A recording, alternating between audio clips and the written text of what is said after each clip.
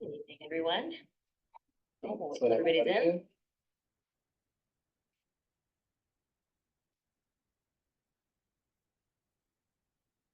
Yeah. That's everybody. Okay. Good evening, everyone. If you're joining us in the audience or via Zoom, welcome to our August 28th public hearing and workshop meeting. We have a public hearing at the beginning, and then we'll shift into some agenda items, some work we need to do. First, I'm going to switch order just slightly and start with opportunity to request to vote to add or modify an agenda item. We had a bid recommendation submitted by the Tree Advisory Board this afternoon, which we were not expecting. And if the board is amenable, I'd like to add it as item I under board business. Second. All in favor? Aye. Okay, and then two announcements. I want to open the meeting with a tremendous thank you to the Town of Kent Highway Department and the Putnam County Department of Public Works for partnering with the village to repair a collapsed stormwater culvert and a very old undersized brick catch basin on Fishkill Avenue yesterday and today. I brought some pictures because I thought it's worth going through. I don't know if we can make them larger so folks in the audience can see them better. Let me share the screen. So that they're seeing Yep. what we're seeing. And so it's in the record. Okay. So you remember a couple of weeks ago, can you see Eliza? Early, but a couple of weeks ago, near the south end of Fishkill Avenue, there was a culvert that collapsed. And once opened, it became apparent that the culvert had been placed in between the catch basins, went on an up angle and then down again. So not ideal for working with gravity and forcing stormwater. When it was excavated, there was also no bottom left. So we were very curious about why a pipe would be laid like that on a public street. It's probably from the 90s. And you'll see some of the evidence of why there, with the gentleman standing next to you. That trench was full of boulders. And at the area where the pipe was the highest was the largest boulder that simply had not been removed. The pipe was laid on top of it. So this pipe was kind of doomed right from the very beginning. So that's the why for, and just show you a couple pictures. This is the Town of Kent, one of the Town of Kent crew, actually used to be on the village crew, and one of our members putting in the new code compliant catch basin in the middle of Fishkill, taking out the old brick from the early 20th century. And on.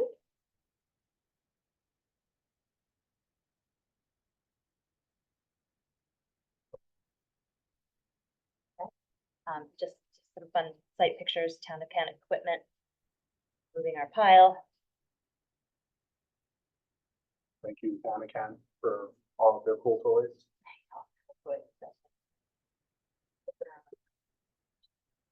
Trees, like, oops. One there, that last was Bugsy in a truck. It's receiving our equipment, receiving from the Town of Kent. And we can keep going forward. This is the next day with the Putnam County Department of Public Works, bringing paving equipment and an army to get the paving job done in a day. There. It was impressive. And I want to talk about why. You can just show the last one when you're ready. I think it's actually Pete Ehrlich, who is Pete Ehrlich and Bugsy, PW truck. Pete Ehrlich is the crew chief for this particular county crew. He's been a great partner to us, and actually his son, Pete Jr., was on the Kent team the day before. So all in the family. Why is intermunicipal service sharing good for the village and its taxpayers? Well, our roadways and facilities team is small. The village doesn't own all of the equipment needed to make a repair of the scale, and it's very expensive to buy them. We would have had to bid this project out, which would have taken longer and cost far more because of prevailing wage requirements. With shared service, this repair will cost the village about $5,000. Cold Spring pays for materials only, and the labor and vehicles are provided at no cost. In exchange, our crew members will assist Kent and the county with labor and any equipment we have that could be useful to future projects of theirs. This is the second time that Kent has helped us this way. The Kent Highway Superintendent, Rich Othmer, has created a countywide highway association to make municipal exchanges like this easier and smoother. It went so well in the last round that he he expanded out. He believes that we all use each other's roads, so we should all be helping out to take care of them, and that exchanges like this equal out over time. So all of Putnam's towns and the county are participated, and I'm delighted that our own crew chief, Robert Downey, is participating and ensuring that villagers benefit from this exchange as well. It's a win-win for taxpayers all across Putnam. There's less duplication of very expensive vehicles, and members of small crews gain training and experience on large projects that they wouldn't get to take part in regularly. That builds out our in-house expertise, ensures that our team is ready when they're called upon to help our neighbors. And importantly, this is also a really big step forward in the village-county relationship. County Executive Byrne is extending the services of his departments to municipalities in ways not seen in many, many years, probably back to the Bondi years. It makes our ability to provide services at the local level better, and that's as the relationship should be between the county and its constituent municipalities. So after many years of dysfunction in the relationship between the village and the county, I'm so pleased that we're working together. So well done, Bugsy, Dave, and Landon on our team here in Cold Spring, and very many thanks to Kent Superintendent Offmer, DPW Commissioner Tom Ferry, County Executive Byrne, and all of your crew members who busted their tails on Fishkill Avenue. Okay. Fun with infrastructure. I know, you guys go on vacation and take pictures of it. I know. Even you. Okay, so now we'll move into public hearing on Chapter 118 related to taxation. So in 2022, with the help of sponsorship from our then state senator, James Skoufis, who was our senator for a hot second, and our then assembly member, Sandy Galiff, they put forward a bill for enabling legislation to allow the village to levy occupancy tax. The village can't, other than property taxes, can't levy taxes unless enabled. So we were enabled in 2022. We are now finally getting around to passing the legislation. We have the capacity to choose up to 5%. The text has been available online. There is I believe, one on the fourth. The room. There's a couple of. And the draft has been obviously reviewed by the attorney, reviewed by the board, and it's now before the public. So we will take public comment. We'll do 3 minutes a comment, and ask that your comments be focused on the proposal at hand, and then the board will discuss. Is there anyone from the public who'd like to make a comment? I can't see if anybody else beyond those. I've got no hands so far. Okay. Anyone in the audience? Okay. Well, in case anyone arrives late, I would make a motion to keep the public hearing portion open until later in the session, in case we get anyone that like, thank you. All in favor? Aye. Aye. Okay, any discussion among the board? So I did some research and looking at what other communities are doing that are having occupancy taxes, and the mayor, you did some as well. And just reaching out to find out how it's working for other people and how their rollout went. The village of Goshen provided us with really great materials, and their clerk was really enthusiastic and said it had been going well. Most did not see any real drawbacks from it. And, I was looking at the different rates across the board. Like Saratoga Springs was as low as 1%. New York City is 5.875%. And then the balance is kind of 50-50 between 5% and 3%.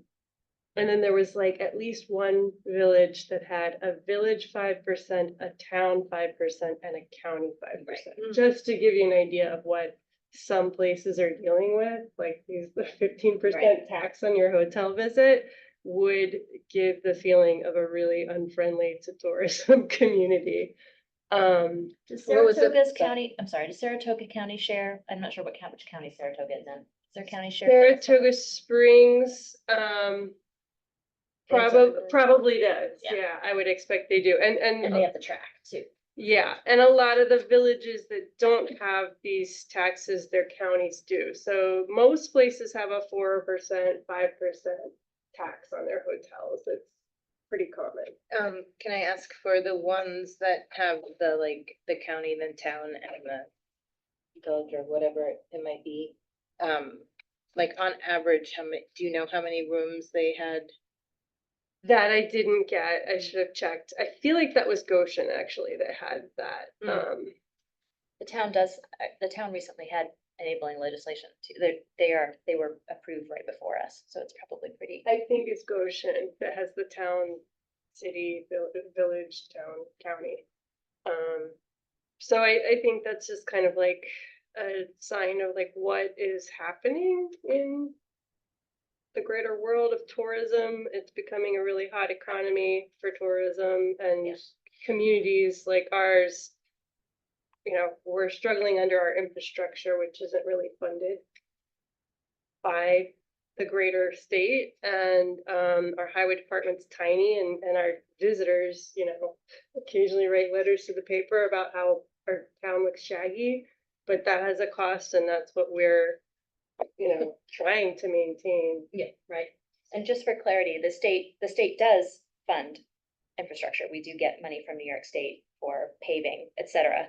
What we don't get that some of those other counties do get is sharing sales tax. So we've come a long way in our relationship with the county in terms of departments, but we don't get back sales dollars. So this is one of two ways that we can sort of extract tax dollars from visitors who are using our infrastructure and our facilities here in the village. One is occupancy tax and one is parking. And it's one of the ways that the local taxpayer, the resident taxpayer, is relieved. And the folks who are using the services are paying directly for. Yeah. So that's where we began with the whole conversation.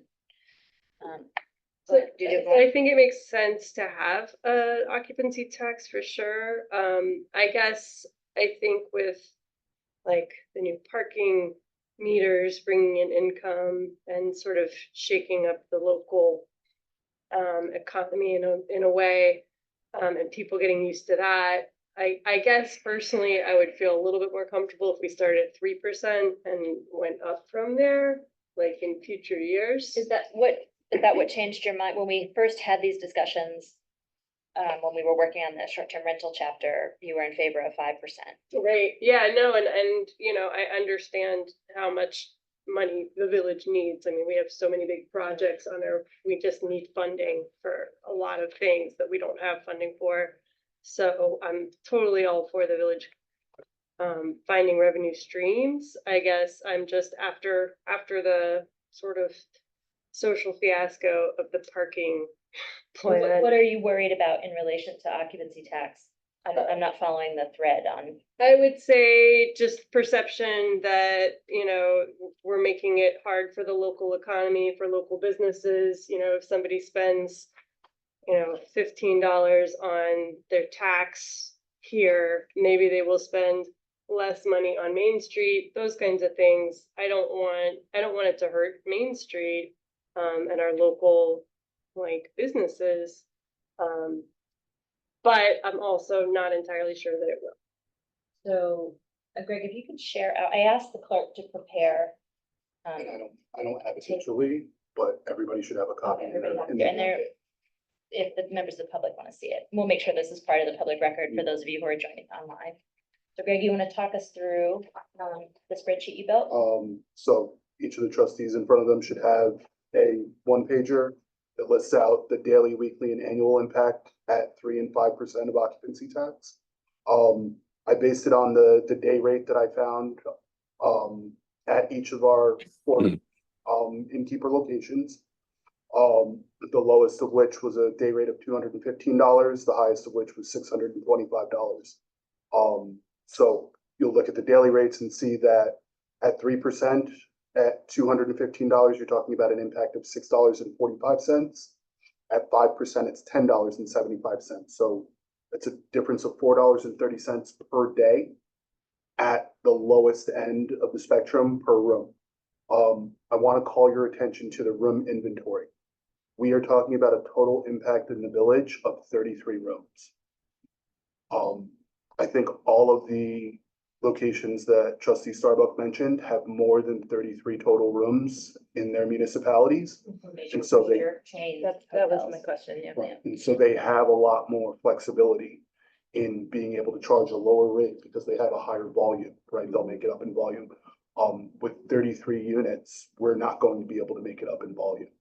So, Make what up in volume? any lost revenue between the 3% and 5% And it's not on occupancy this tax rates. rent sheet, but what is the expected revenue? Cause that seems to be enforced, So- but it's not here. So I estimated that the per room impact at 1/3 occupancy, the difference between. Yeah, So I don't have a total number because I can't assume that every room is going to be occupied all the time. I can't assume that we're not gonna have higher or lower rates based on volume, right? Because this is a spot rate, right, so I don't know what they charge throughout the year. but I'm just trying to, you have the difference in values, but what's the one value and the other value? Just, I guess I could do the math, but it's Richie.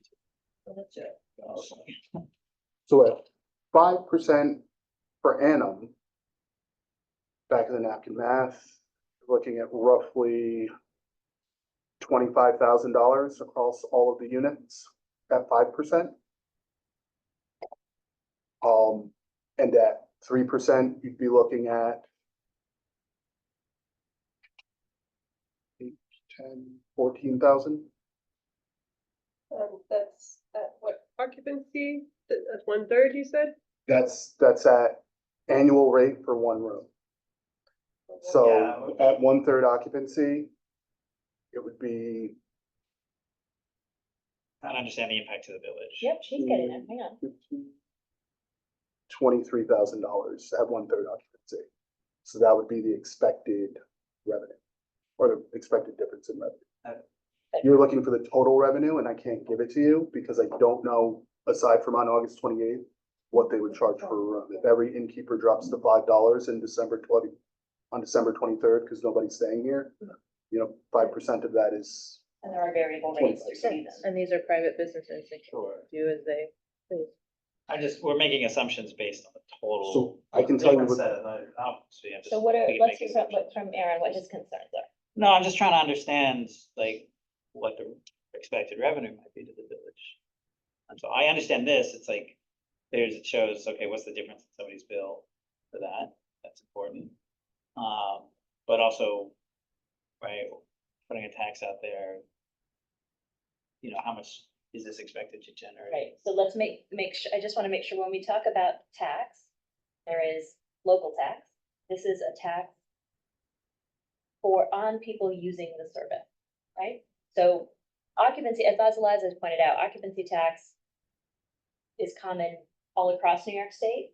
It is, I think it's largely come to be expected in tourism towns.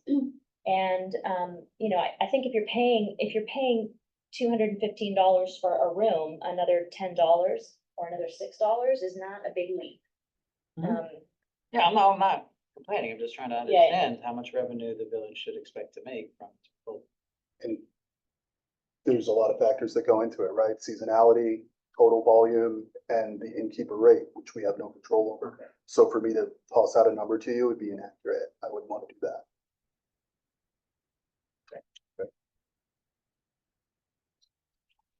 Any other discussion? Otherwise, we'll just leave the public hearing open till the end of the session and move on to other stuff. I'm just curious. Your name and. I'm name, Vera address, and- Kyle and I have the Big Hill Inn. Hello. Hello. And I'm just curious if the B&Bs or the hotels bring guests into the village. Why would the tax be only on the hotels and not on all the businesses? It is particularly an occupancy tax. That is what the state enables us to tax.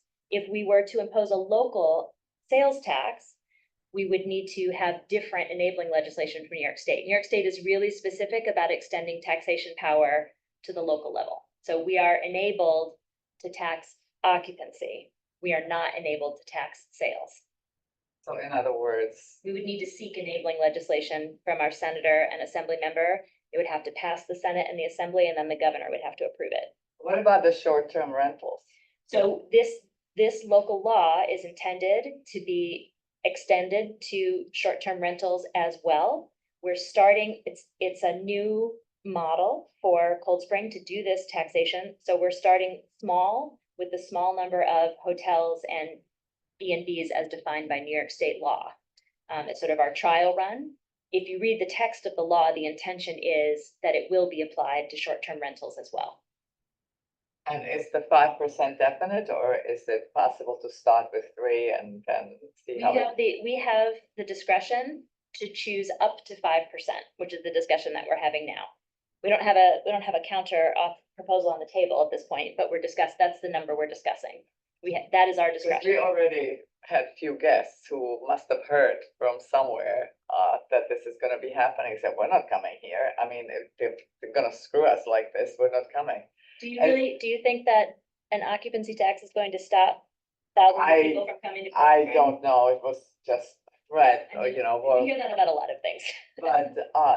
but like with the parking, it was a total disaster. And it's fine because- now, right?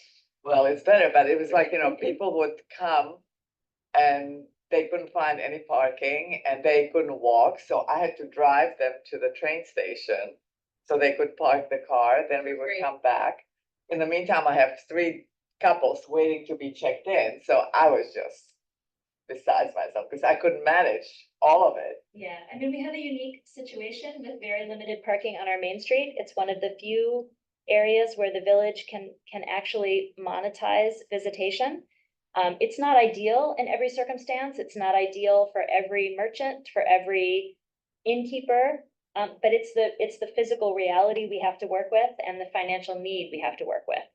So as of, before parking, residents were bearing all the costs of visitation alone. So parking helps us to offset those expenses, and it's, sorry, there's a bug flying around me. It's money. I wasn't. Very passionate about this. No, I'm sorry. You can't see it, but it's a little tiny, like a fruit fly.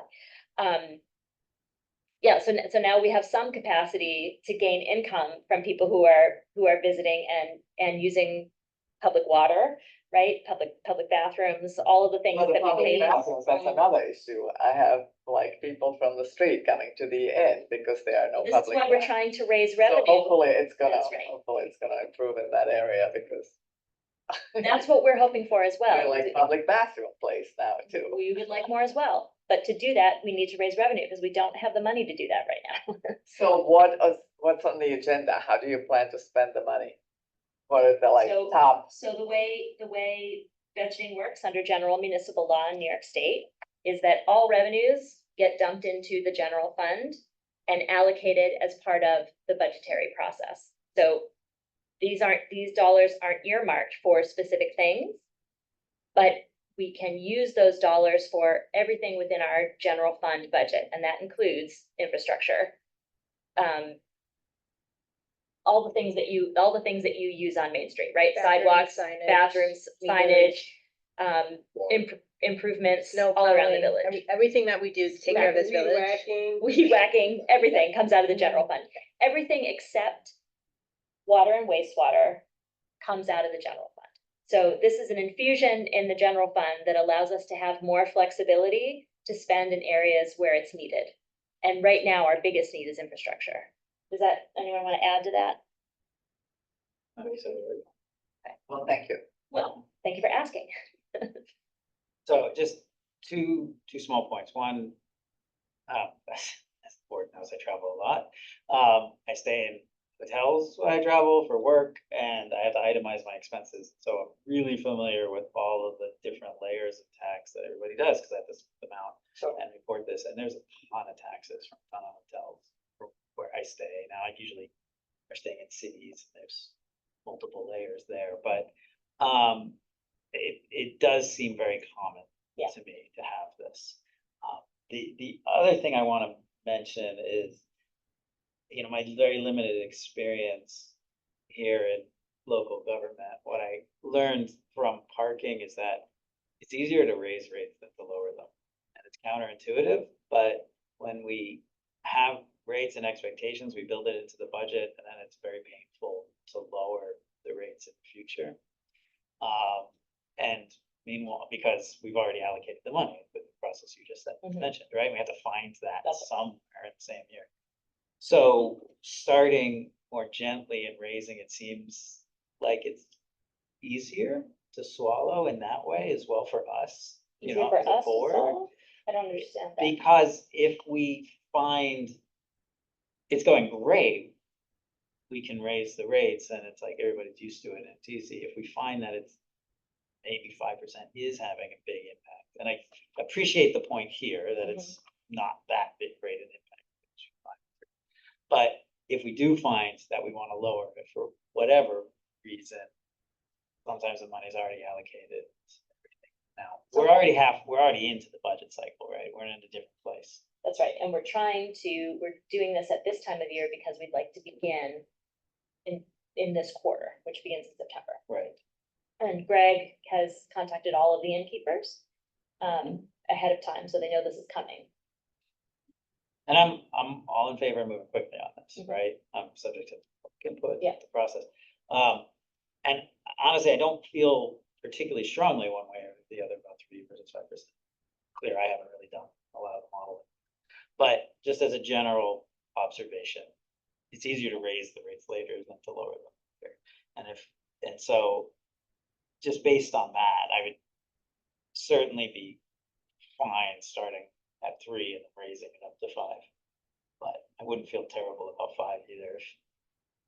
So, Just but a- I'd like to hear an argument for starting. Well, at 5. a question for you. So what's the information that we would receive? Let's say we did 3.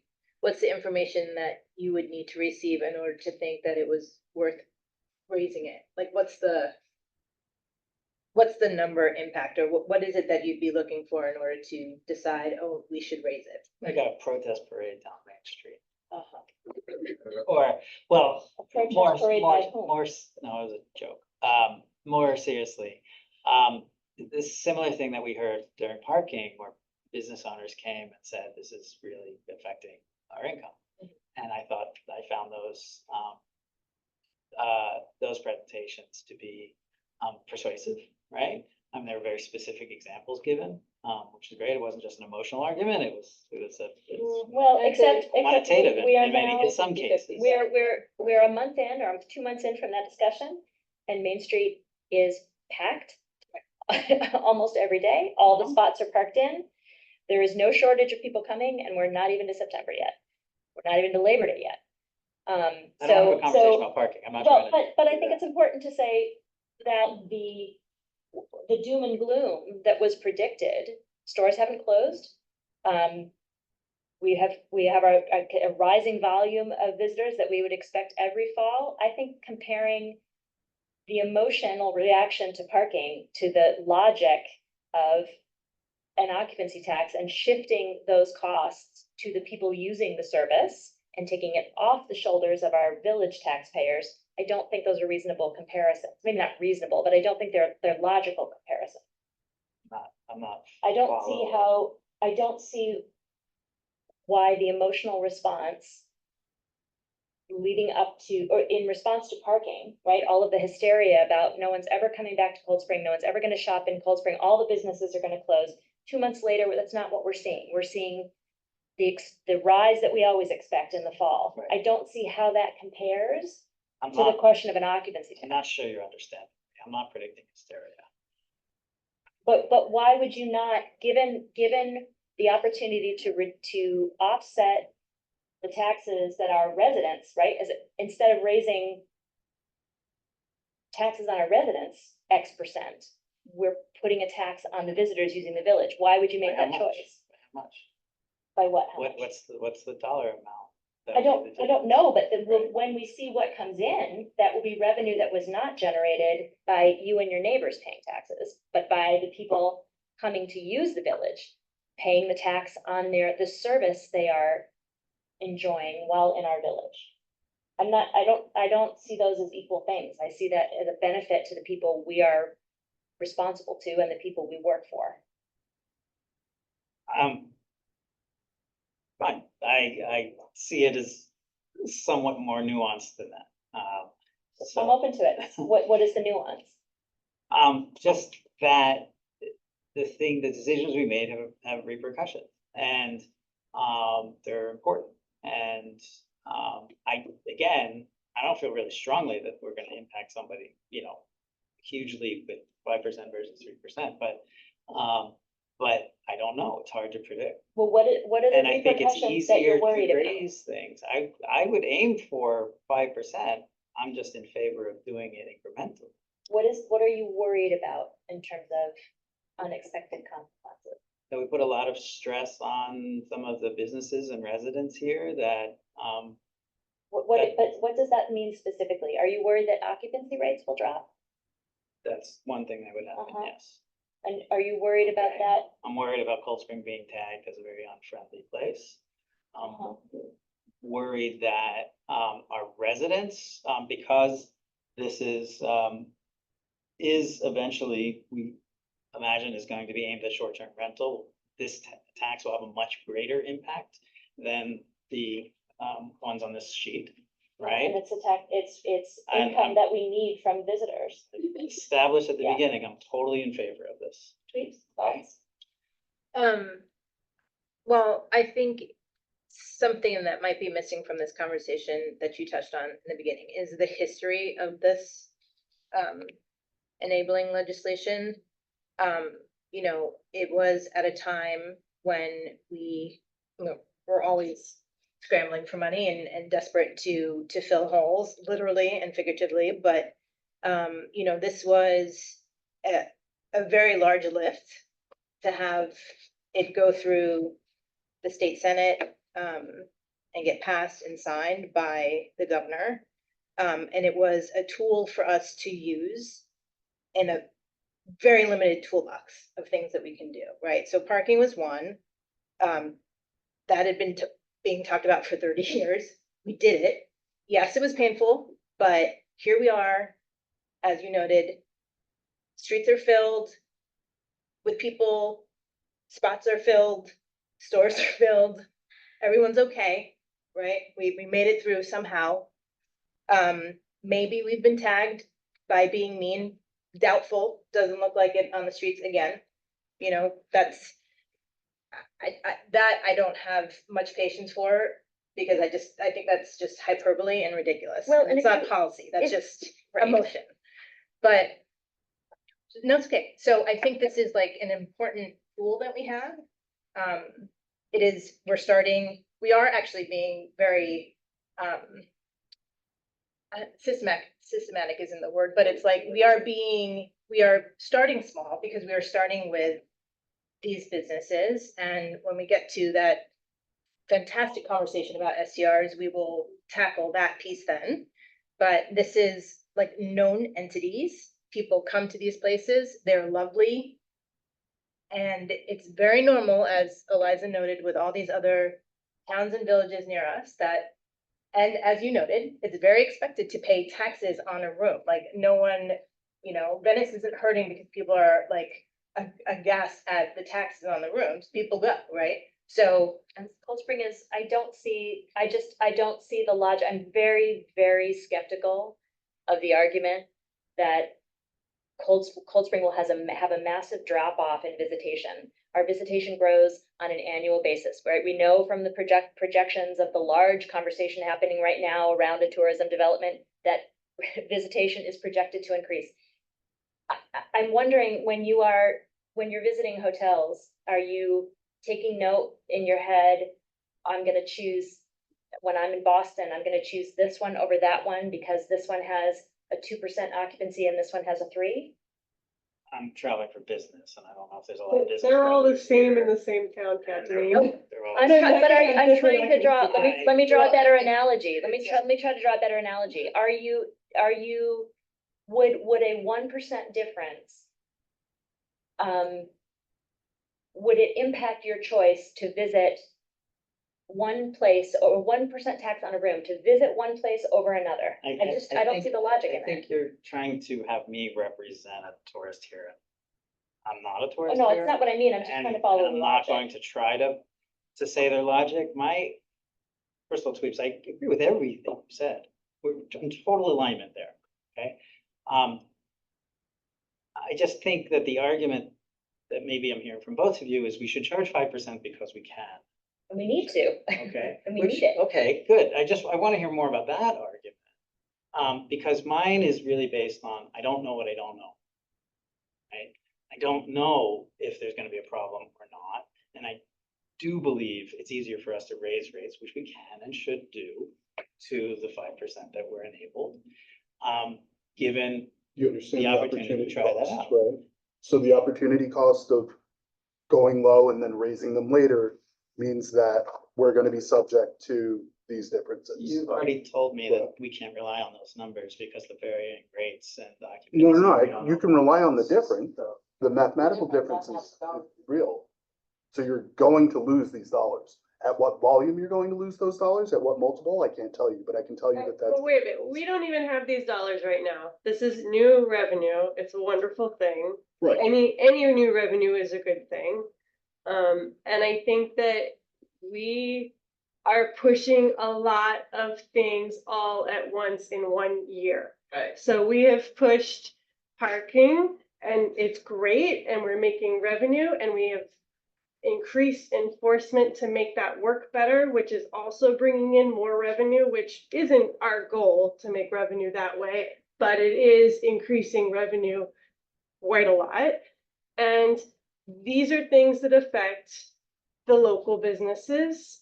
And if you make a hotel tax of 5% that we only have the capability of collecting from the hotels, how do you think that's gonna affect Airbnbs? Suddenly, We do they have have an capacity. advantage that the hotels don't have until we have. That's the argument for doing short-term rentals, right? We're going to do them, but right now we have no way to track them and we have no way to collect from them. And there's how many short-term rentals that have actually applied for the permit? Three, right? We all know it's more like 30 that are operating here.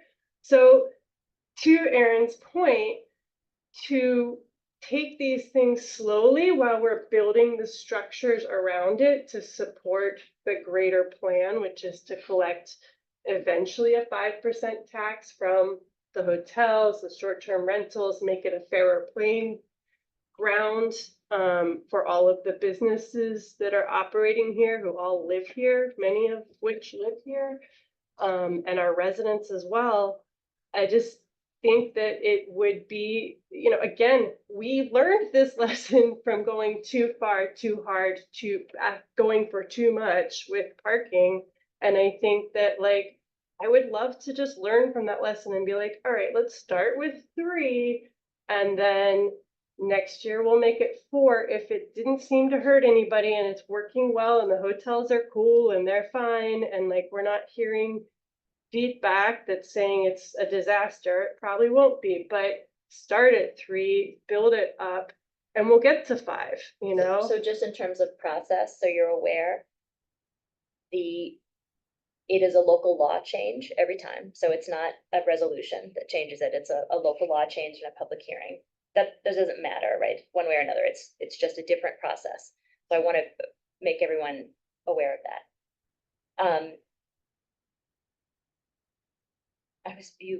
I've lost my train of thought. The difference Sorry. between the hotels and short-term rentals, maybe show people to short-term rentals. No, no, you got me there, but that wasn't it, thank you. I'm mindful that residents have been asking for decades for relief from the tax burden of paying for visitation by themselves. So, I do hear what you're saying about, I'm sorry? I think we all are. That's why we've worked so hard for these things. So where we're landing on what we're paying attention to is different, right? You're advocating 3, I'm advocating 5. Because we have not, it has been so long that the community has borne the costs by themselves, and visitation is a real impact. It's only going to get higher, and I just don't see, so one of these room rates is $625, right? When I've looked at listings for Airbnb, around the village, they're as high as $300 and $400 a night. It's hard for me to imagine that someone that was going to come and spend $300, $600 for a night would be turned away by, less than $10. I just find it a not logical argument. So, I mean, maybe there's a compromise here at 4. Thoughts from others? I mean, personally, I think 3 is too low. I can appreciate that 5 might feel like, since that's a top, that might feel, I don't know, aggressive or whatever it is, whatever term you want to use. I think 4 is where I would land. I think that's, it's a compromise, it's a start. If it goes gangbusters, great. If we need to revisit it, that's okay. We make mistakes, we learn. But I think that given the opportunity, given the years in the making, given the fact that because we made changes to the parking, we do have a hole that needs to be filled. Yes. This seems to me like a kind of a no-brainer, and I agree that once we get to the conversation with STRs, we will have to have those hard conversations. We will have to level that playing field, because I agree that it's not, particularly for the people who are operating right now with no permit at will, because they feel like they can and deserve it, or whatever it is that's on their minds to do their business. That's not fair. And we need to address that right away. But this is a start. We need to get this ball rolling. We need to move this forward. So I would say 4 is the sweet spot for me. Further thought? Just reiterating what I said before. We don't know what we don't know, so it's hard to talk about it. It's hard to argue. Well, that's what Oh, yeah. legislating is, though. You're mean, taking a learn, best, touche. you're taking a Um, best guess. And that it's not trivial to raise rates later, but it's not gonna be that hard. We're gonna be making more legislative changes, right? I think actually it is harder to raise than to lower. Also remember that you're dealing with seasonality here, so raising it later, you may be raising it on a lower volume of total business. Well, the public hearing is still open, so let's check in with who's online and see if there's anyone else who's joined late and has been listening to us go on and wants to add. Okay, so we'll keep this open until the end of the meeting, just in case. And thank you for the robust conversation. Yeah. And thank you very much for pulling numbers today. And Eliza for doing research. The Goshen stuff, I think, is a really nice package of documents to They gave us all the to pull tools. from. It's really nice. copy and steal everything. Should be easy. Yeah. Okay. Moving on to board business. Approval of resolution 27/2024 accepting Wind River LLC bid for sludge hauling. So, sludge hauling has become really expensive over time. So Michelle and Matt wanted to bid it again. We did. The current contractor, Cook, was $2,000 less than, there were three responses, 61,250, so 63,350, and then $91,000. So off the map. The current contractor is the low bidder by $2,000. However, it's my recommendation after feedback from Matt that we've had multiple times over the last year where they did not pick up the sledge when scheduled to pick up the sledge, and it was a stinking mess and very unpleasant for people on Fair Street. Wind River was the provider for the village before Cook. And the village was very happy with them. The service was great by comparison. But with the rebid, Cook came in lower. So we tried a lower bid and got what we paid for. So under our procurement policy, we are allowed under the best value portion of our procurement policy to choose the bid that is not the high bid. And it would be Matt's recommendation, the wastewater superintendent's recommendation, and my recommendation that we choose that middle bid that's $2,000 higher with Wind River. 2,000, you said? Mhm. And just for clarification, so the current vendor, Cook. Cook, when they bid, did they bid at a different rate than they're charging us now, or at the same rate that they're charging us? I don't remember how it compares. They bid it at a lower rate. A lower rate, so, That's why they were the low bid. However, Wind River's also low or lower than what we're currently being charged. Currently, it's $190 per 1,000 gallons, Mhm. where the current rate, as it's proposed by Wind River, I believe is $181 per 1,000 gallons. So there is a significant savings there.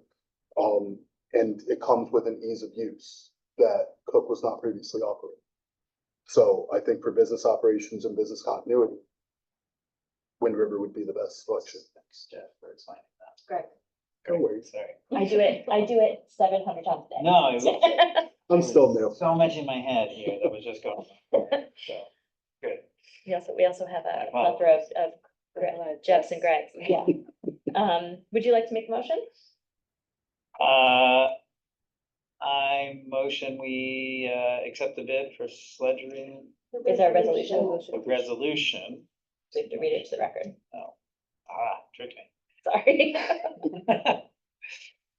I make a motion that we accept the resolution, accepting the bid for sludge removal RFP, whereas on July 25th, 2024, the village issued a request for proposals for the removal, transportation, and disposal of approximately 350,000 gallons of sludge from the holding tank of the village sewage treatment plant, and annual cleaning of 3 sewage pump station wet wells. And whereas 4 bids were received, with Wind River Environmental LLC submitting the bid with the best value. Therefore, it is hereby resolved that the village awards the bid for the removal, transportation, and disposal of approximately 350,000 gallons of sludge from the holding tank of the village sewage treatment plant, and the annual cleaning of 3 sewage pump station wet wells at the cost of $63,350, based on a per unit cost of $181 per 1,000 gallons, to Wind River Environmental LLC.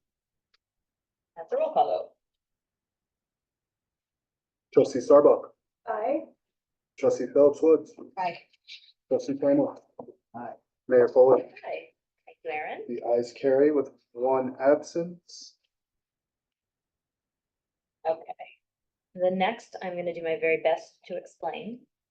Our ARPA project, is around the replacement of filters at the water treatment plant. There are 3 tanks and 3 filters.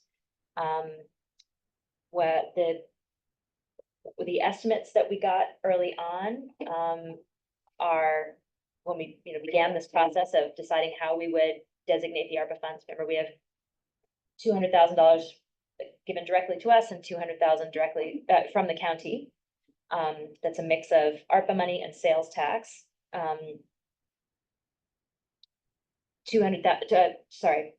The estimate was we had enough to replace 2 of the 3. When it was bid, however, the bids came in much higher than expected. And there were only 2 bidders. One being very high and one being not experienced. We had real concerns about his capacity to do the project, given his previous work. So Matt Krug and Will have recommended that we reject the bids and bid again, and rescope the project, refurbishing one of the filters to get some more life out of it and replacing the one that's in worse condition. It's a bummer, but it's just a reality. Prices go up. Would someone like to, or first Need discussion? a resolution to reject the We bid? need a resolution. Okay. If I have to That's do the it. first. I know. Yeah, it is. Oh, it's Are weird. you sure? Let's do Yeah, nothing. positive. Do nothing. I know. Positive, we have to. Alright, okay, I'll make a motion to approve resolution 2024, rejecting the bid for water filter media RFP. Following resolution was offered by myself, trustee Starbuck, for adoption and seconded by Myself. trustee Tweeps Woods. To wit, whereas the village of Cold Spring Board of Trustees wishes to replace the water filter media in the village-owned water treatment plant, and whereas the village advertised that it would accept bids for the replacement of water filter media, and whereas all bids received exceeded anticipated project costs and did not have acceptable references for similar projects, and therefore it is hereby resolved that the village rejects all of the bids received for replacement for water filter media. Roll call. Trustee Starbuck, Aye. trustee Phillips Woods, Aye. trustee Freimark, Mayor Foley, Very bummed. Aye. ayes carried. One absent. Okay, so the next one really is just a vote, and that's easy. You'll recall that last, I can't actually remember who was in the room for the configuration. Sunrun Solar, has applied for a permit. We do have a permit for door-to-door solicitation in the village. They asked for every day from, I think, September to December. In board discussion last time, we asked them to reduce to 2 days a week for the time period 12 PM to 6 PM and one Saturday a month from 12 to 4. There is our code does require a permit fee of $25 a day. But more than 5 days, it's a per day basis. It needs to pay up front. So the charge for September to December for those dates selected would be $1,000. Any discussion? Quick question Yep. here.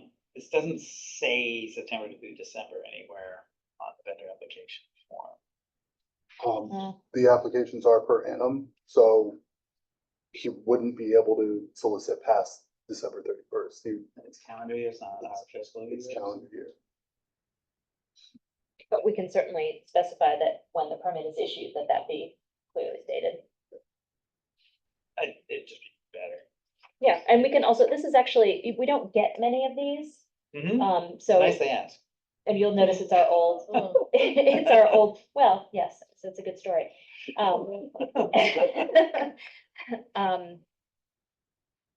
We can update this as well, and that's actually good feedback. So, would someone like to make a motion? I'll make a motion to accept the proposed vendor application form for Sunrun Solar for 2 days a week, and from 12 to 6, and one Saturday a month from 12 to 4 in Cold Spring for the rest of this year until December 31st, with that added to the application. So there's a motion on the table with a modification to the application. Is there a second? Second. All in favor? Aye. Aye. Look, more revenue. Awesome. Not a lot. Take Just it. a little bit of manna from heaven. Everything counts. So now that we've been through, the folks joining us tonight are from film production companies. Now that you've listened to our horrors of occupancy tax and our sewer system, we're really excited to talk with you about filming in the village. So first up is an application from the Four Season Studios. Do we have Alex Martin with us? Yes, here. Hello, everyone. Hello, Alex. Nice to see you. So Alex has put in an application for filming on a weekday, September 12th. I know that what we have in front of us, you were still in discussion with your team. So what is in front of us may not reflect what you'd like to ask for tonight. So why don't you take it from here? Sure. I believe the most recent letter of intent does indicate our full plan. But yes, myself and August 22nd. Is that what you're looking at? Oh, okay. No, there is an updated one, but the dates are still the same. Just our plan has fluctuated a little bit as far as parking goes. I resent that letter of intent to yourself and to Greg, so you should have that with an update. But I can kind of go through. If it came in later in the day, then we haven't seen it yet, but we'll make sure No that problem. it reflects. Of course. Go ahead. So thank you all for having us, myself and my manager, who's also on the call, Matt Lamb. We're excited about the opportunity to film in Cold Spring, even for the short amount of time we're looking to be there. Just for some background, our show is a Universal television show, which will be released by Netflix. It's a miniseries that will star Tina Fey and Steve Carell, to name a few. They're two of the bigger names on the show. And we've chosen to film 2 scenes at the lovely shop on Main Street, the Cold Spring General Store. I'm sure you all know it well. Craig, the owner, has been fantastic. We're looking forward to it. And as the mayor mentioned, our schedule has us filming these scenes for one half of one day on September 12th from about 7 a.m. to 1 p.m. So our filming window is pretty small. We won't be around too much. But, as myself and Matt, the representatives from the production to the community, our goals have been mainly to take up as little footprint as possible. I've already had 1 or 2 successful meetings with Gregory Henson, as well as an officer from the police department, to walk through the town, go over our parking plans, and basically take up as little space as we can, since I know things do get pretty busy in the fall and late summer there. So the 2 areas which you'll see on the map that we were looking to hold are 100 feet from Main Street on Stone Street, both sides. The street is somewhat thin, so we wouldn't park vehicles there. We would just hold the curb lanes for any staging of equipment. Those would be dropped off by some trucks, and then the trucks would move to the Fair Street lot. And besides that, the only other parking we are looking to hold is the street. I believe it would be the north side of the street of Main Street, just between Stone and Fair, which is what we call our hero side of the street, which is where we would put either picture vehicles or some sort of set decoration or something like that. That just gives us a little breathing room, or if we need to divert temporarily while we're filming some foot traffic just from that front sidewalk, we would safely build, with the officers there with us, a pedestrian walking lane, just for those few hours we're out front of the store. So can I just ask you a question to make sure I understand? Mm-hmm. The Stone Street, you're unloading vehicles on Stone Street into parking spaces, and the vehicles are going to the municipal lot. Correct. And so what will be on Stone Street? Stone Street would just be basic filming equipment packages. So you're talking like, what we call C-stands, some lights, and just kind of general bins and whatnot. We keep it very tight. We keep the sidewalks clear. And I know past about 100 feet on Stone Street, we end up into some permitted parking. So we would obviously stop before then. So the main things that would be on Stone Street would be that kind of equipment, lighting, grip equipment, some makeup chairs, that sort of general production support stuff, as well as 1 van, which would hold a generator in it. And that generator would run power to our sets.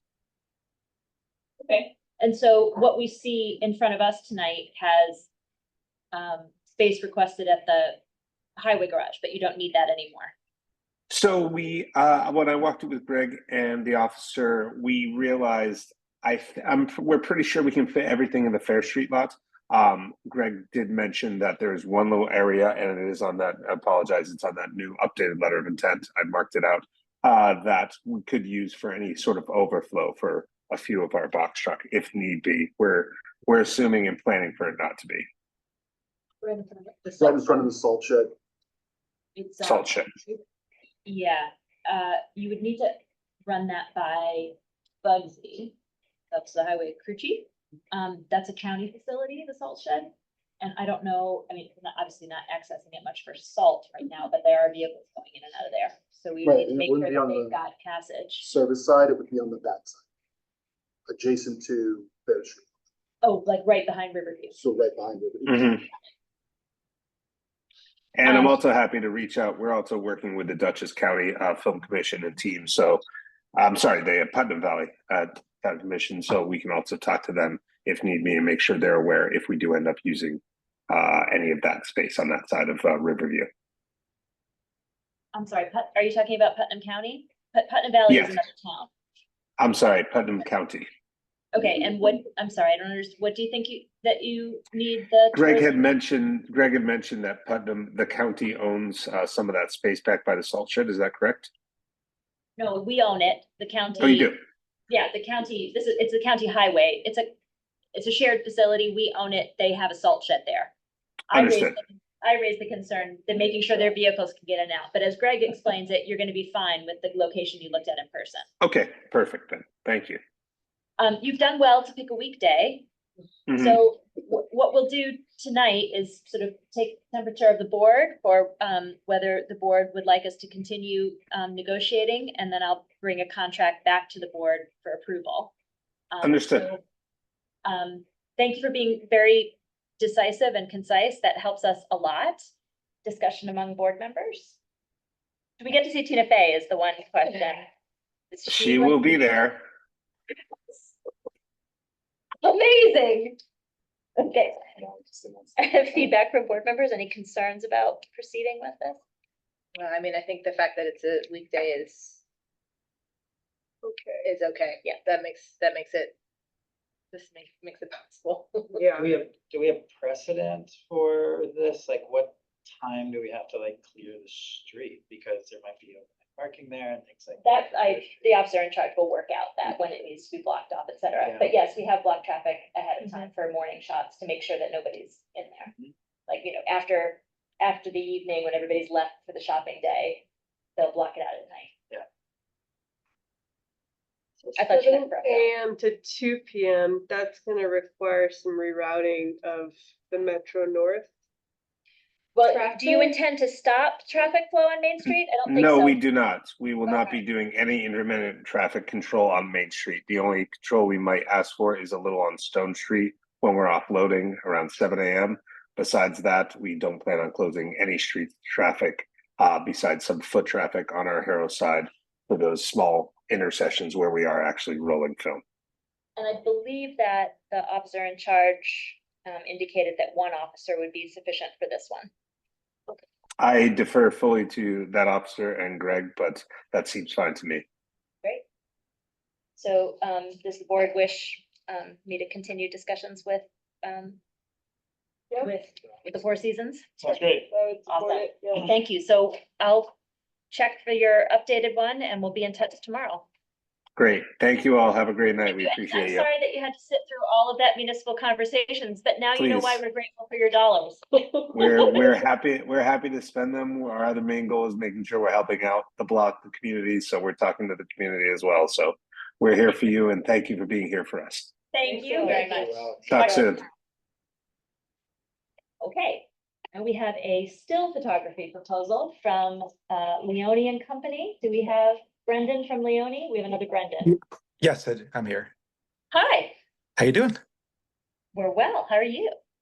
Thank you for talking with us and happy to present any proposal and answer any questions you may have. So talk us through what you're looking for. And as with our last applicant, the discussion tonight will be, is the board willing to have us continue Sure. to negotiate and come to a contract? So we definitely can't have any celebrities like the last production, unfortunately. So hard to top that, but we don't have any vehicles that we're parking, and our impact should be very small. So we're parking all of our stuff and basing ourselves out of the Bird in the Bottle, which is in Garrison. Technically, it's not in Cold Spring, but and then we'll also be at Bosco Bell, which I also believe is Garrison, not Cold Spring. But we have enjoyed going to the Cozy Corner and the Cold Spring Coffee Shop when we've been in town looking at spaces. And it's 2 models and a photographer and probably a couple assistants.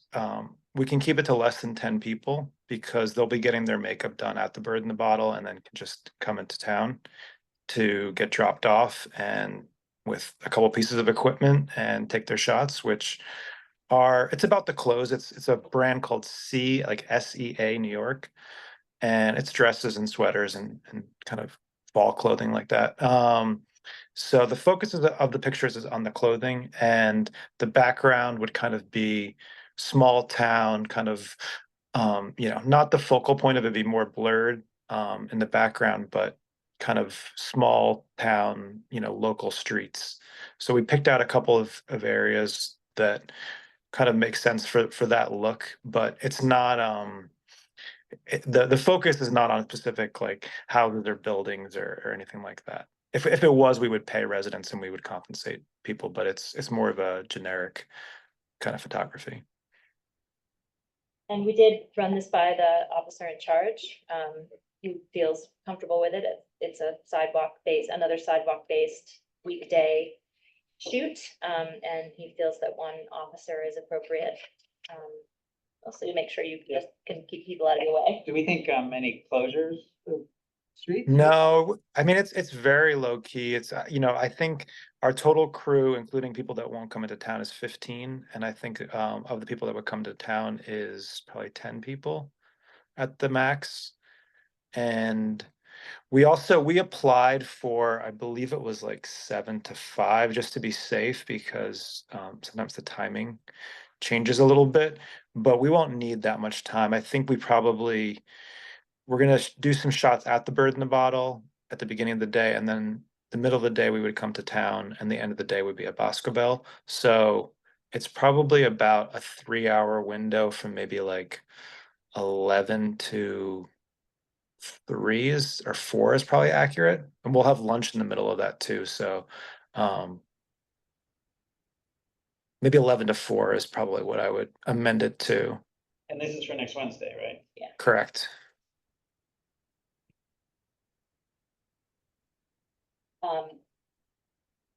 Any concerns? I'm okay with this proposal. It's not that big of an impact, I don't We think. need to authorize a signature. Yeah, you need to authorize me to make a motion that, for me to continue conversations and proceed to Yeah. contract. Sure. I make a motion to authorize the mayor to proceed in contract negotiations with Leon and Company on behalf of their client, Z. And I would ask, since this one is a tight time frame and we don't have another board meeting, I will obviously share the contract with you numbers wise, but are you comfortable with we would need to either have a business meeting before Wednesday, or you could approve now for me As long as to it's the amount that's in here, I'm fine. same basis. Yeah. Yes, I'm comfortable with you. Yes, I am. okay, thank you. Second. Is there a second? The second? All in favor? Aye. Okay. All right, so we'll talk to you tomorrow. Okay, thanks so much. Thanks a lot, Brenda. Brenda, Take care. Thank you. Funny that we had this rash. it's the season. Right. I don't mean rash like, yeah, I meant a run, no. That's gonna be taken out of context. Okay. Now I feel we're blowing somebody's secret. Okay. Yes, so maybe let's not use the names on this application. This is an elopement ceremony, so let's not refer to the names, but it is an event proposed on the 4th of December. I'm sorry, the 4th of October. Our event Just in coordinator is case family here. members are watching live. Yes. You never know the replay, you never know. Lillian, looks to me like they've paid their deposit, the insurance is in order, they've marked off what part of the park they're using. Anything else you need us to know? There is a time change, Okay, just to make you aware of that. They've now requested 12:30 to 1:30. Okay. With that time change being in effect, I am not available that day to open up dockside or, help out with that because I am at my other position. So Greg has informed me that would be, I need to pass it on to now Bugsy. or the officers, officers. depending on how the timing works out. We'll make sure somebody gets it open. Somebody. Otherwise, they are looking good. They have all of their stuff in. They're happy with, elopement. I hate to say it, if you plan an elopement this many months in advance, it might not be an elopement. Well, Details. But I are there don't have to tell vehicles? them. It says that they have chairs. I'm assuming they're gonna need to unload They and have load. they do have cars and they are providing me with the, license plate numbers as soon as they get them Great. for dockside. I don't wanna tell you what I need your license plate for, but I'm gonna need your license plate number. Well, one of the things that one of the things I have run into with, I believe it's this wedding and one of the other weddings, they're getting rental cars. Okay. So they're not able to provide the license plates a week before. So I've talked to the officer in charge, and as soon as they get the license plates, they're passing them on to me and I'm passing them on to him. What I don't see is how many vehicles they're wanting on the site. Cause there is a limit of 10. under Yes, the and they know that they cannot go overtime. They are aware of that, I believe.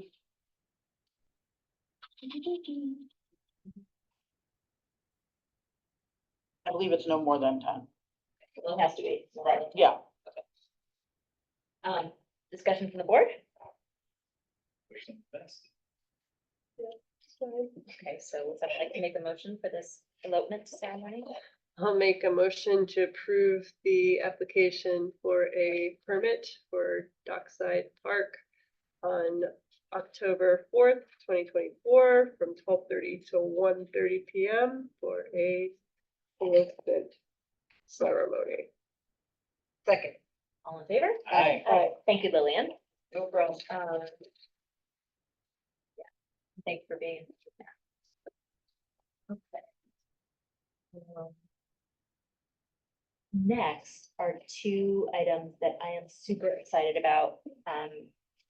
Chairman Worth of the ZBA has interviewed several people to fill a standing vacancy on the zoning board and a vacancy that is coming as of the end of this month. And he has enthusiastically recommended two residents, Robert Ferreira and Billy Fields. And I'm very happy to see this board come out to full complement. Any discussion? No, it's nice to see people actually stand up and Yes, volunteer and put their time in, because that's how things get done. and people that have not traditionally been they've been involved in other volunteer activities, but not village, so not municipal volunteers. So I'm delighted to. So the way Eric has written the recommendations, I would make a motion to appoint Billy Fields to the opening on the ZBA with a term ending 12/2025, and obviously we'll take that up again at reorg. Second, Second. all in favor? Aye. Okay, passes, and I would make a motion to appoint Robert Ferreira of Fair Street to the term on the ZBA ending in December 2027. Second. Favor? Aye.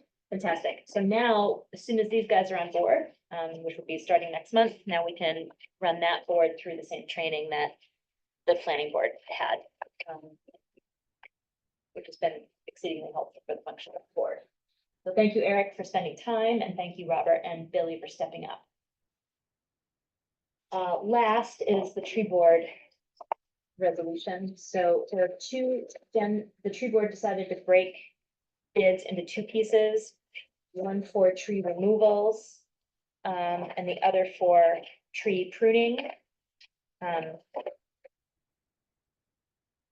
Any discussion of the proposals themselves? The tree removals are all on the lot, the village lot I think they're all on.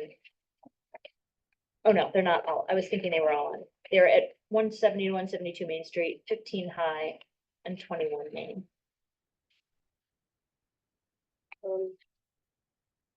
The chair of the board did a really good job. really did. Pulling all the information together, getting the bids, being very, very thorough. So I have no problem with accepting her recommendations. I think she's got it all well in order. Amazing, and want her to be in charge of everything.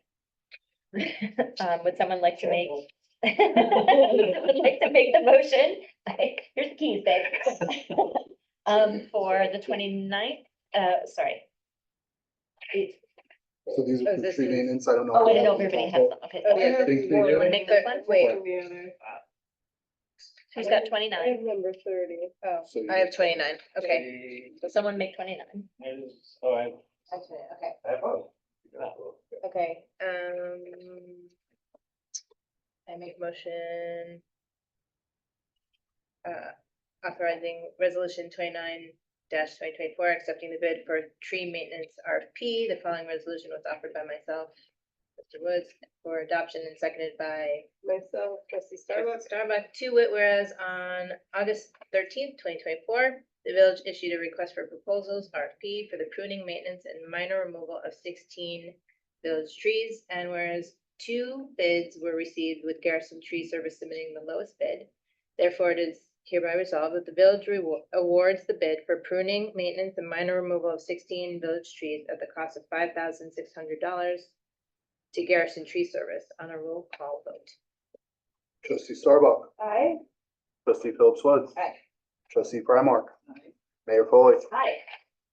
Ayes have it. I'll do the next one.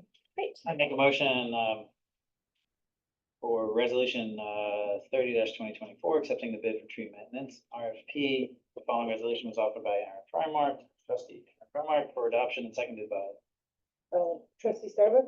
to wit, whereas on August 13th, 2024, the village issued a request for proposal for the major removal of 3 village trees. And whereas 2 bids were received with Phillipstown Tree Service submitting the lowest bid, therefore it is hereby resolved that the village awards the bid for the major removal of 3 village trees at a cost of $3,350 to Phillipstown Tree Service. Roll call. Roll call vote, trustee Starbuck, Aye. trustee Phillips Woods. Aye. Trustee Primark, Aye. Mayor Foley. Ayes have it. It occurs to me that the resolution with the sledge removal didn't have a second, I think.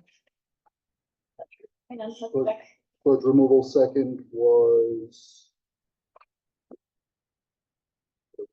Oh, so let's go back. So, Good catch, Sharon. How did that occur to you? It doesn't have lines. Oh, all right, so who made that motion? and Okay, Aaron made the motion earlier. I'll second it.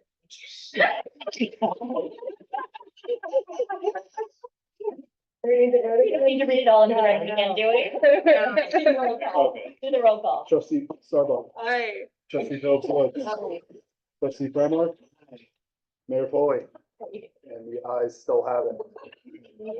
Sorry, everyone. Second, can you change your mind? Okay, moving on to minutes. Everybody is available, everybody can vote on both of these sets. I want to say that Kelly, we are now nearly caught up with old minutes. She has one more left in April, and then we're current with minutes, which is really great. Good job. My only modification is that the signature page on the May 1 minutes will need to read Greg Henson, because. I will make myself the clerk of record. Thank you. Any other amendments to the May 1st minutes? Okay, I'll make a motion to accept the minutes of May 1st, 2024 at 7 PM with the modification on the signature page. Second. All in favor? Aye. I have nothing on May 8th. Anybody else? No, I didn't have any. Okay. Make a motion to accept the minutes of May Second. 8th. All in favor? Aye. Great. Who's that batch? I have the batch. This is a big one. 3 weeks. 3 weeks. Summer vacation. It always comes back to haunt you. Since you're all doing this.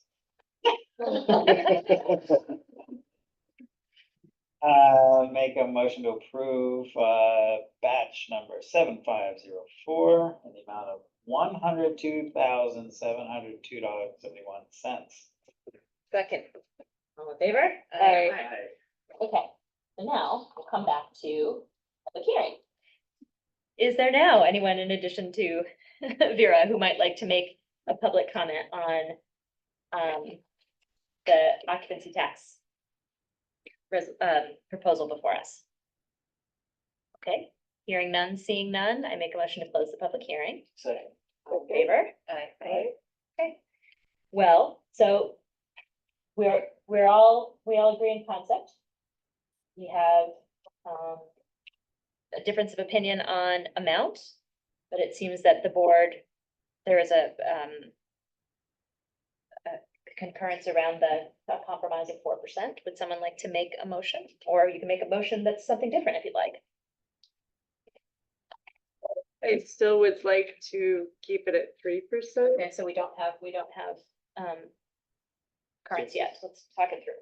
I thought we were at a compromise. Yeah, for me, it's really just because we're giving Airbnbs an advantage over hotels, and it will affect those businesses, maybe a small amount, but we don't, again, it may, I think it's an unfair advantage, and so while I agree that we need to do it sooner than later, and the sooner we get this done, the sooner we have those funds coming in and it's valuable.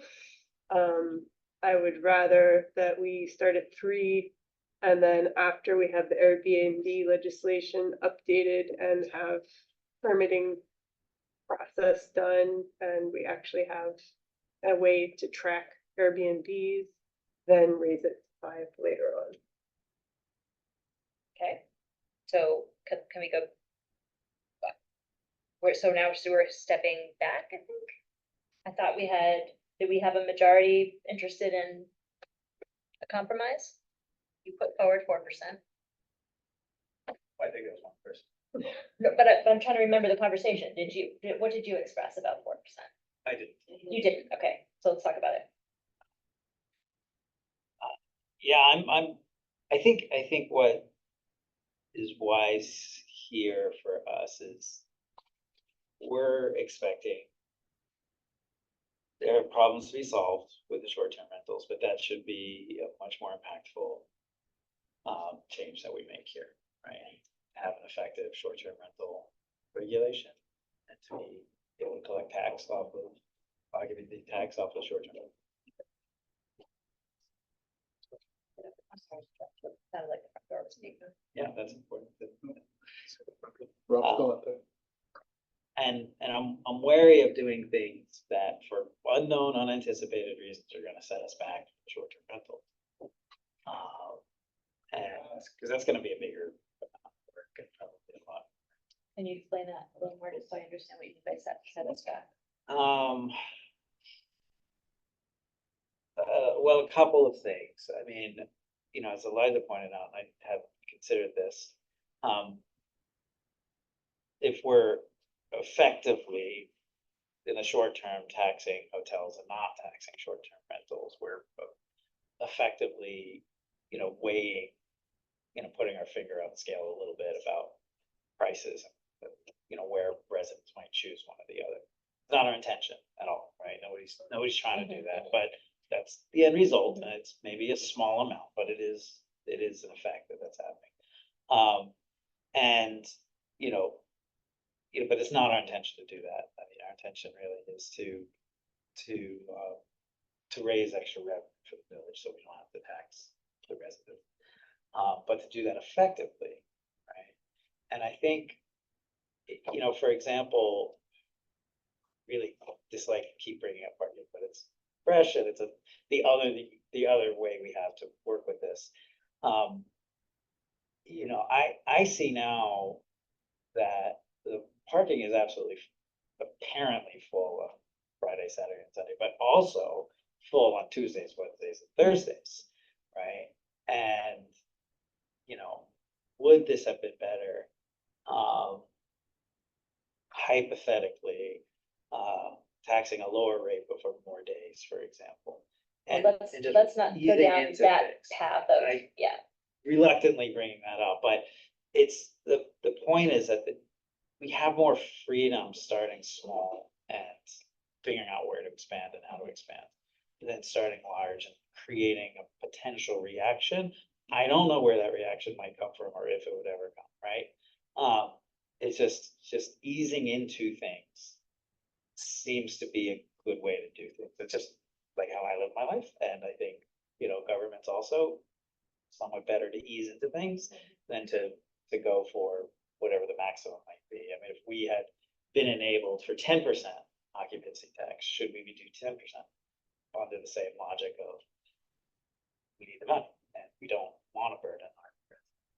So it's, at some point, there's a, you know, there's an amount What do you mean burden our resident?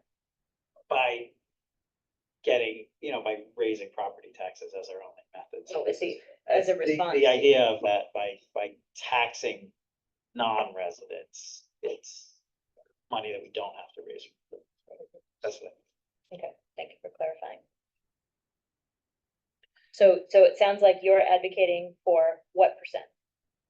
Or are you advocating for a percent? Because we've got to put a percent on this legislation tonight. Yeah, I think less than the maximum is what I'm advocating for. So what's the number that you're I would- advocating for? I would be, I understand, I would be okay with 4, I'd be happier with 3, but I would be okay. Please. So, I mean, I think I'm still for 4. I think it's reasonable. I hear the issue with the STRs, but they're not permitted. Some are permitted, but most are not. They're operating functionally illegally now anyway. So, you know, I think this just kind of sets in motion the process of, you know, trying to get people to actually do the right thing and for us to create legislation and policy that supports the opportunity, but reins it in so that it is safe for all visitors, whether they choose to stay at an inn or in an Airbnb or what have you. But I think 4% is a reasonable rate, and we can go up or we can go down if necessary, but I think that's a good place to start. Someone like to make a motion? So I will make a motion to I'm not exactly sure how to Establish articulate. occupancy tax. You have a resolution to read. Oh, So you don't have to. I don't have to make it up? Nope. Well, where is it? Dang it, sorry. I don't have a copy of that. Thank you. And, Do you want to, Liza? sorry. Should be. Okay. Well then, I didn't have to make it up, guys. Okay, here you go. No, there's a blank. Yes, understood. So I make a motion, for the resolution 31-2024, approving local law number 2 regarding chapter 118 on taxation. The following resolution was offered by myself, trustee Woods, for adoption and seconded by,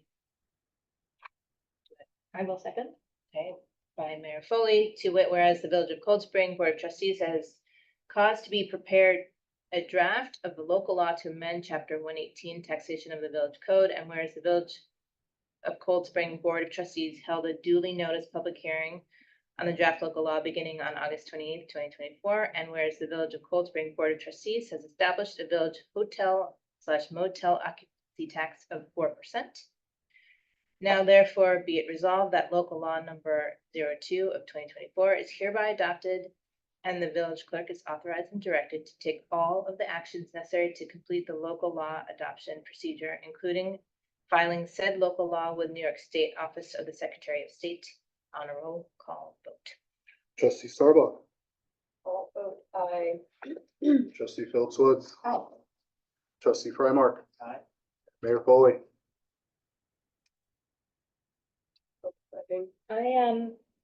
I am going to vote no, because I think that we should be optimizing this opportunity to shift costs to the folks who are visiting and who are using the services in the village.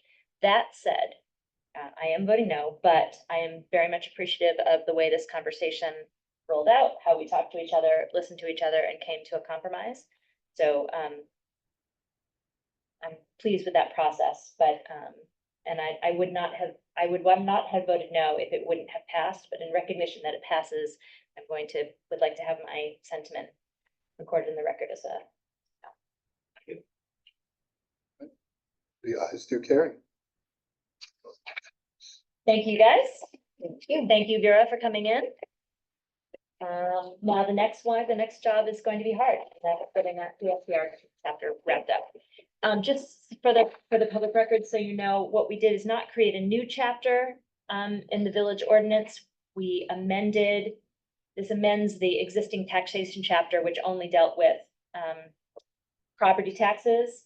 Now it is articles, one for property tax and one for taxation. And there is the appropriate now preamble language at the beginning of the chapter, recognizing it, breaking into articles. Okay. Make a motion to adjourn. Adjourn or executive session. What about? Oh, I forgot that. Oh, thank I'm you. totally cool with adjournment. Yeah. Thank you. Oh, sorry. So we do have an executive session to discuss a contract which involves collective bargaining. So I will make a motion to enter executive session. Second. All in favor? Aye. Thank you so much. Have a good night. Thanks for coming. Well, it was interesting, that's for sure. Good night. Have a good night. Thanks for coming in, Vera. Thanks, Liza, I really appreciate it. Have a good night.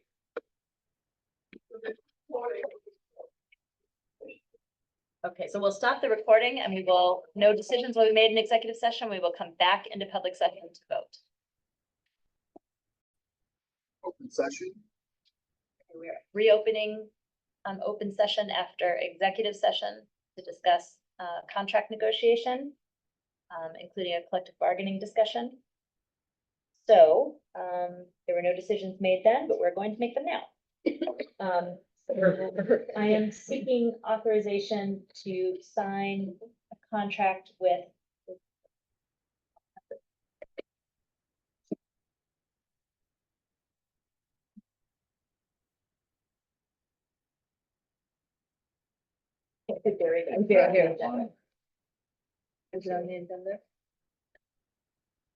Well, it is the company producing Knives Out 3, just enter into a contract with that company for drone-only filming at Dockside Park on 8/31 and 9/1 at a rate of $18,700 and payment detailed in the contract.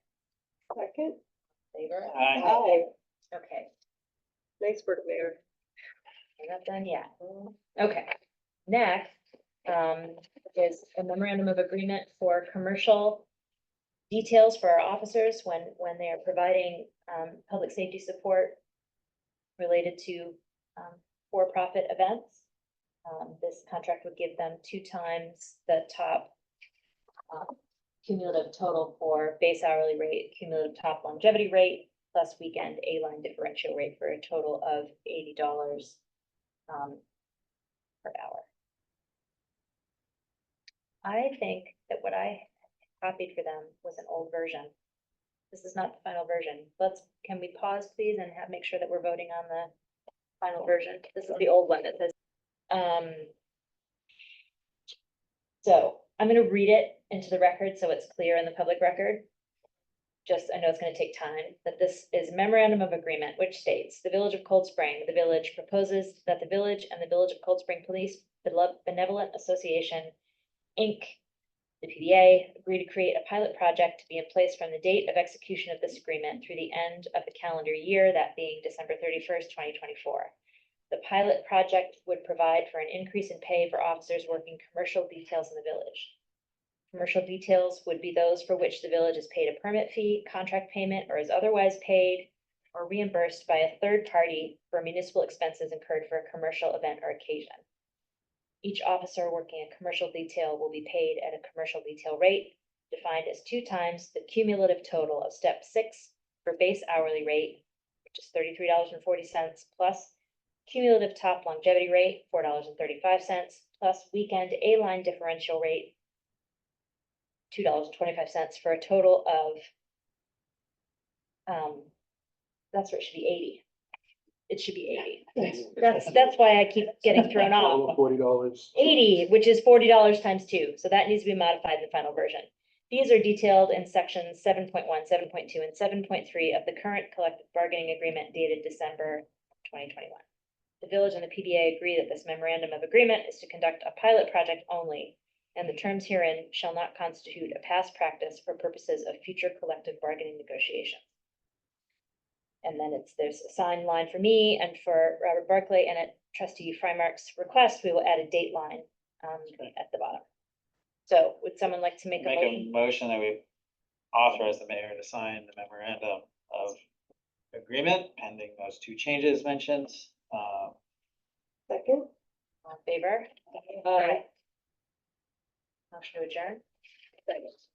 All in favor? Aye. We did it.